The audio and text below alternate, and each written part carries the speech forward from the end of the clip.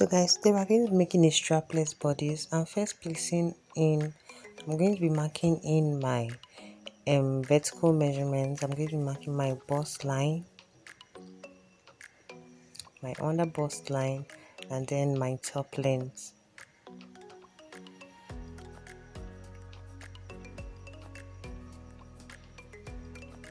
Try to make as much points as possible so you can get a straight line when you connect your points together.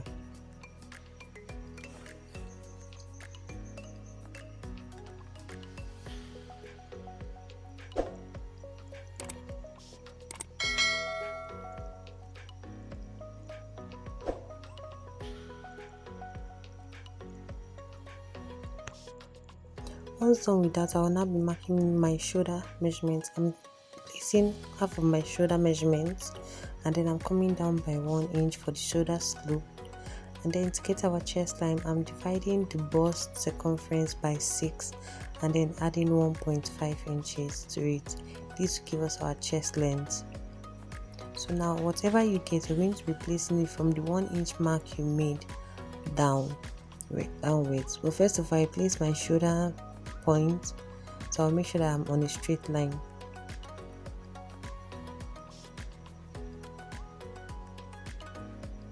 So this here is your chest line. So I'm just labeling my lines, my bust line, my under bust, and then my top length.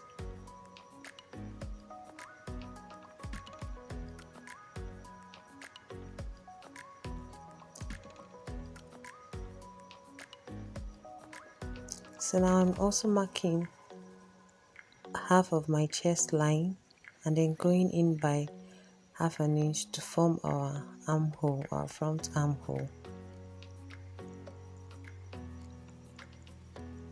And then on my chest line, I'm placing 1/4 of my bust circumference, and then I'll be connecting that point I just made to the half inch I came in by and then to the shoulder slope.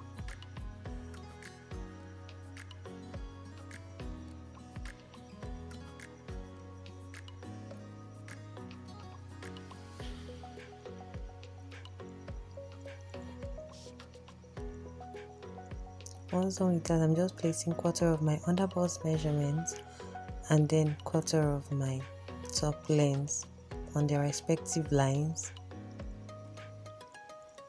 And after doing this, I'll be connecting these points together.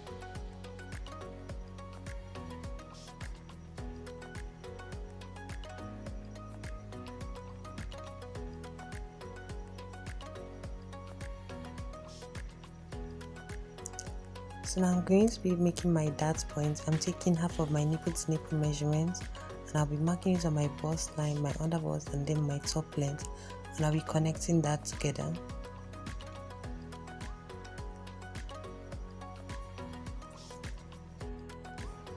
So to know your bust circumference, you're going to measure between your bust line and your under bust line, and whatever you get, you're going to be using it to form a circle,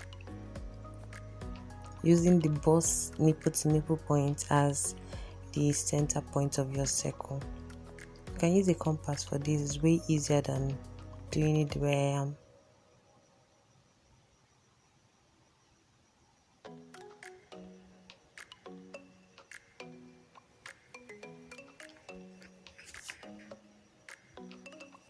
Once done with that, we're going to be connecting our circle.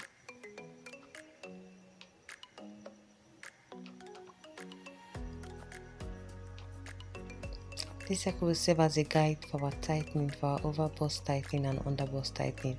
But for our under bust tightening, we're first beginning by putting half an inch on both sides on the under bust and also half an inch on both sides on the top length. And then from the bust line, we came down by 1 inch. I'll be connecting the under bust to the top length.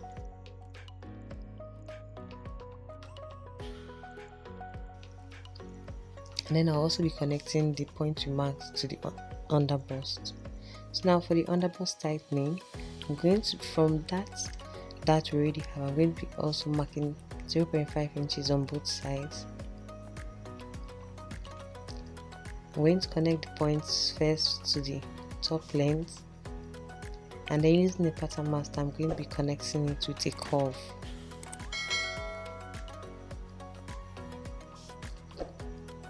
this helps your underbust sit firmly.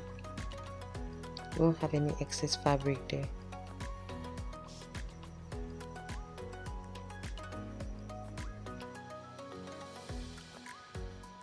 Our underbust tightening is complete, so now we move on to the top section of our bodice. Now we're going to be making our bust dart. I'm coming down from the armhole by 3 inches, and on that point I'm going to be connecting it to the nipple point, and then I will be taking out the difference between my front waist and my back waist. That's it there. And I'll also be marking 1 inch to avoid the pointy edge on the bust point. And now connecting that 1 inch mark to the 1.5 inch mark I made on the side seam. So this is our bust dart. And now to make our over bust dart, I'm marking half of my shoulder measurement, the midpoint of my shoulder. I'm connecting it to my bust point, and then on the circle we made earlier, I'm taking 0.75 inches on both sides. Please, this depends on your client's bust size. So now I just marked 1 inches, sorry, to avoid that bulge, and I'm taking out my dart. Once I have this, before we close my dart, I'm going to be marking my cleavage and forming my neckline. I'm using a cleavage point of 10 inches, and from that point I'm just going to be drawing my neckline.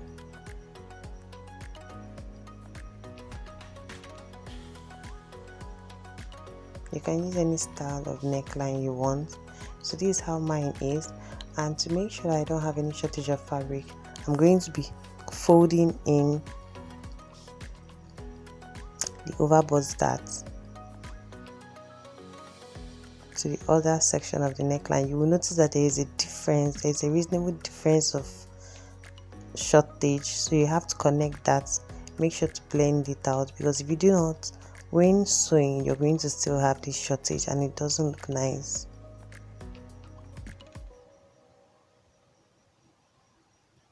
So once that is completed, we have to now close our bust dart so we can now open our shoulder dart.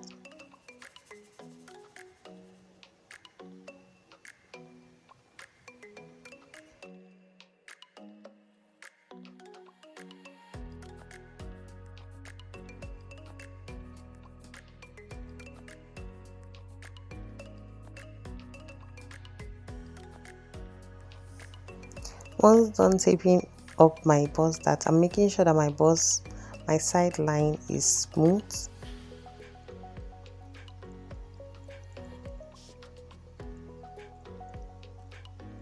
Before then, I'm going to be replacing my dart intake.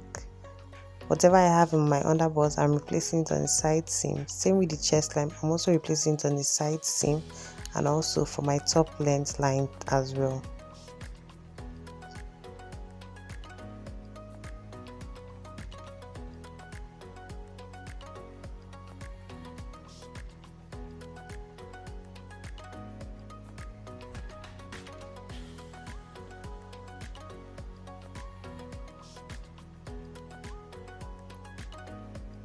Now once I'm done adding my dart intake back, I'm also going to be adding 2 inches sewing allowance.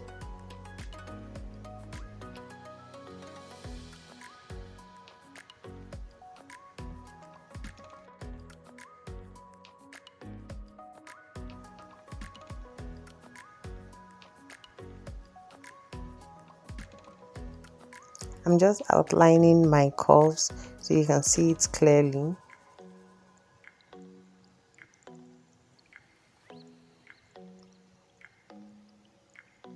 This is how it's supposed to be looking.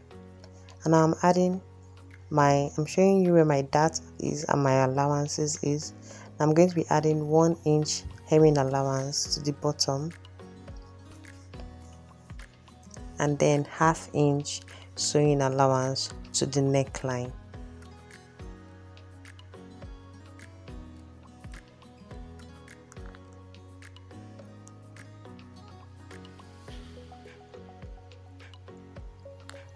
and then finally I'll be cutting out my front piece. This is my front bodice.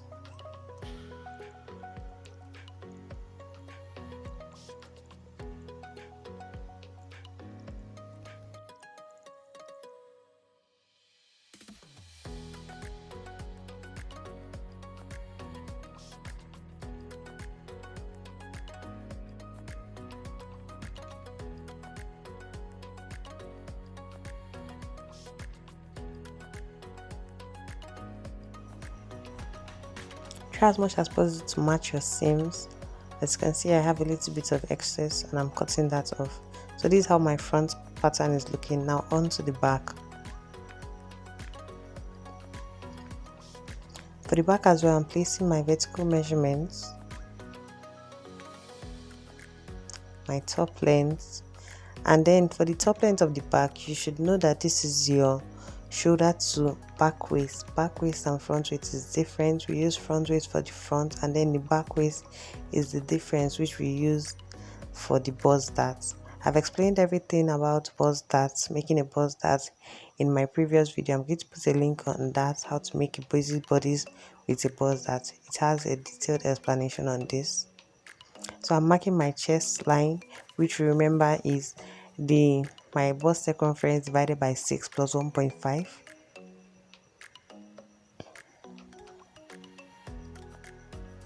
So now I'm just making sure that my front side piece matches with my back side piece.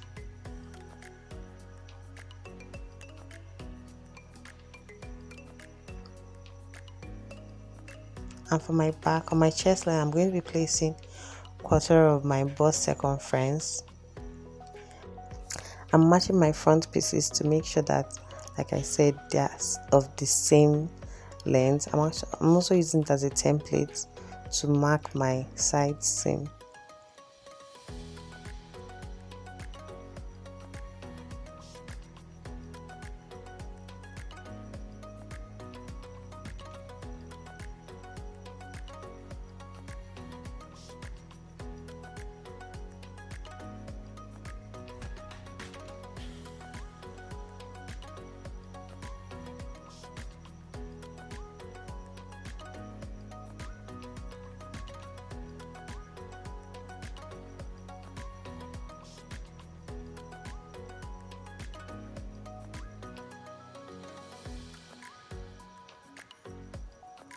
So now I'm going to be placing half of my nipple to nipple measurements to form my dart.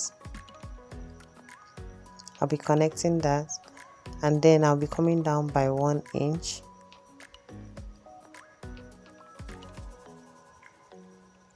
To form my back neckline.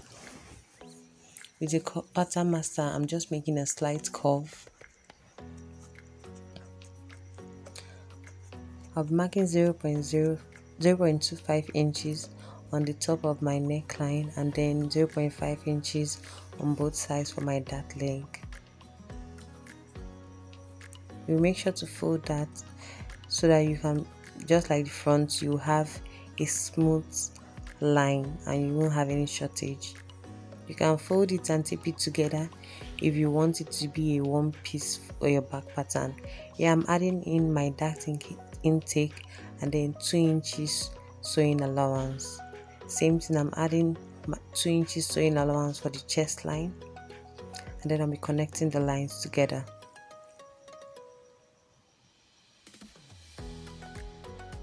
Same thing we did for the front. I'm adding 1 inch hemming allowance and 0.5 inches sewing allowance for the neckline.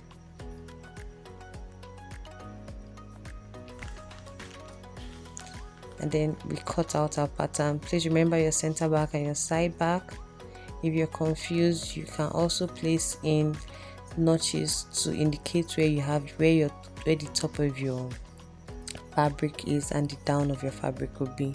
So I'm cutting this out, and by the time I match it up with my front piece, you will see that they are the same and they match perfectly well. This is how our back pattern is supposed to be looking, and then merging it with our front pattern.